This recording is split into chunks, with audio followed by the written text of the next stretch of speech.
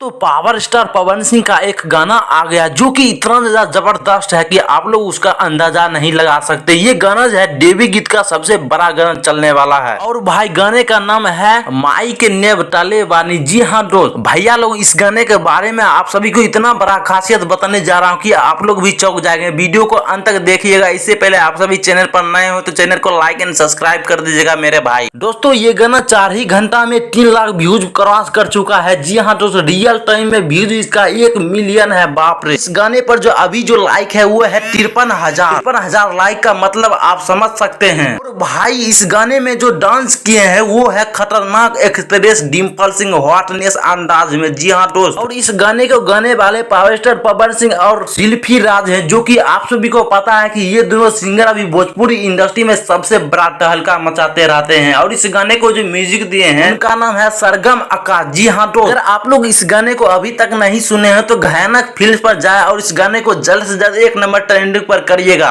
Jai Hind Jai Bharat.